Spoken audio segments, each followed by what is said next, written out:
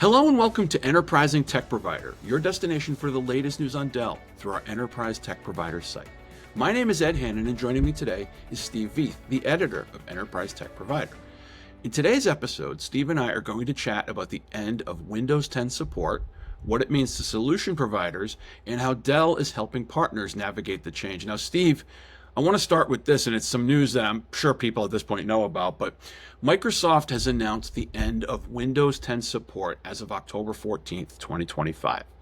What happens on that date, and why is it so important? Everybody knows about October 14th, 2025. And if you haven't, we need to know where you've been. But you kind of hit the nail on the head, Ed. Microsoft will officially end support for Windows 10, which basically means that it will no longer, meaning Windows 10 will no longer receive security updates, patches, or technical support. Now, why is that significant? Well, it's significant because undersupported or unsupported systems become extremely vulnerable to cyber attacks and cyber threats, which obviously makes them very risky for users and businesses and enterprises alike. Organizations, excuse me, that are relying on Windows 10 really must upgrade to avoid these potential security breaches, as well as compliance issues. And there's performance limitations that are going to be incurred if they don't. And the end of support also marks a push towards adopting newer Windows versions, like, for instance, Windows 11, no surprise. And Windows 11 is important because it offers not just the enhanced features that you won't find in Windows 10, but obviously improved security, better integration with other modern hardware, and certainly other cloud services. And these are all services and products and solutions that customers need to be competitive in the AI era. That said, everything you just said is really interesting. But what does this mean for the solution providers who are Microsoft partners as well as their customers? Well, for Microsoft partners and solution providers, the end of Windows 10 provides an enormous opportunity because of the challenges that are involved. Obviously, they're in a position where they absolutely must help customers transition to Windows 11 or some other alternative supported platforms, which will ensure continued security and functionality. This change may require, for instance, hardware upgrades to what they already have, may require software compatibility, it'll definitely require software compatibility checks, and it doesn't come without a significant amount of planning, Ed.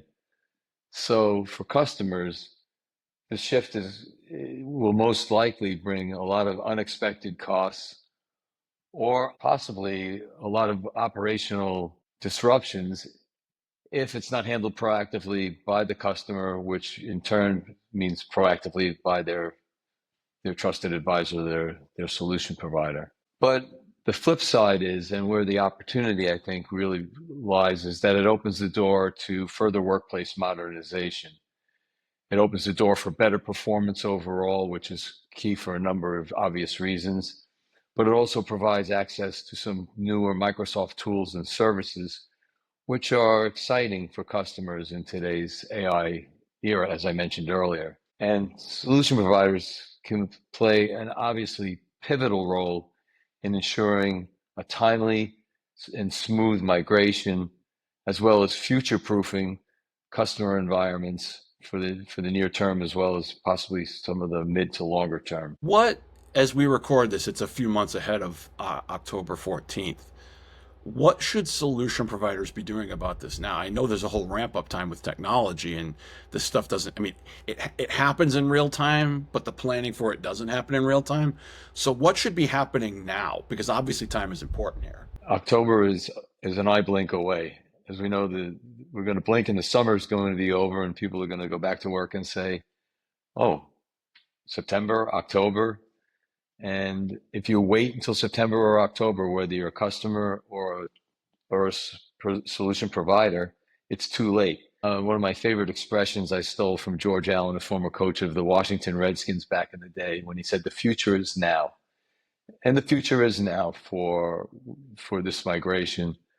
because solution providers have to start the planning and executing migration strategies now to make sure that their clients are ready before the support ends. You know you're going to have problems as a solution provider, especially when you're doing an implementation. You don't know what those problems are going to be. You just know you're going to have them. So why procrastinate and why wait?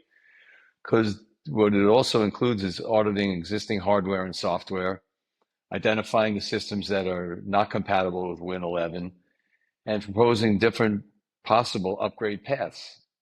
Most customers are going to want options. They're not going to want, one predicated, predicted, recommended path. So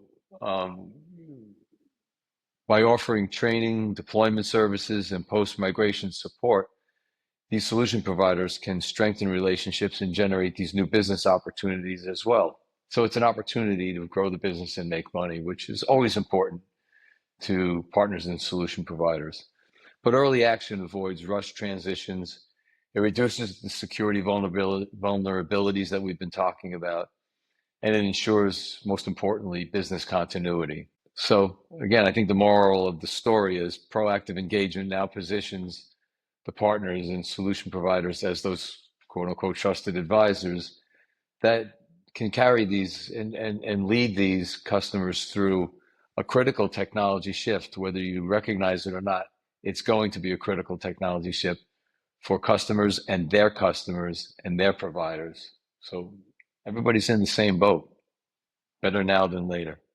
Time is of the essence. And we're out of time, unfortunately, so we must go. But I want to thank Steve for his time and thank all of you for yours.